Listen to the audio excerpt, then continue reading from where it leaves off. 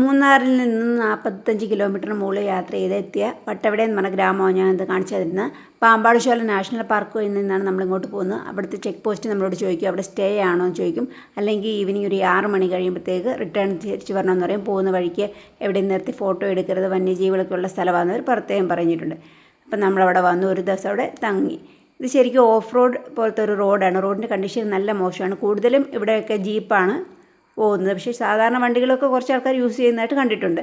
Road കണ്ടാൽ തന്നെ അറിയാം നല്ലതായിട്ട് മോശപ്പെട്ട കണ്ടീഷനിലാണ്. പിന്നെ ഇടയ്ക്ക് നമ്മൾ കാണാൻ പറ്റും ഈ റോഡ് പല സ്ഥലങ്ങളായിട്ടും ഇടിഞ്ഞു താന്നിരിക്കുന്നത്. ഇപ്പോൾ ഇത് കാണുന്നില്ലേ, മണ്ണിടിച്ചിട്ട് ചെറുതായിട്ടുണ്ടായിരുന്നത്. ഇപ്പം ഇപ്പോഴത്തെ അവസ്ഥ ഇതാണെങ്കിൽ മഴക്കാലമൊക്കെ ആകുമ്പോഴത്തേക്ക് ഇത് ശരിക്കും നമ്മുടെ റോഡിലോട്ട് മണ്ണ് നന്നായിട്ട് ഇടിഞ്ഞ് വീണ് ഗതാഗത കുരുക്കുണ്ട് അങ്ങനെയുള്ള പ്രദേശമാണ്.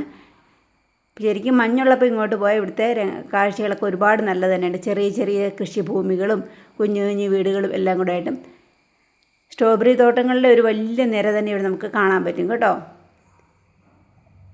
ഞങ്ങൾ ചെന്നപ്പം മഞ്ഞ് കുറവുള്ള സമയമായിരുന്നു.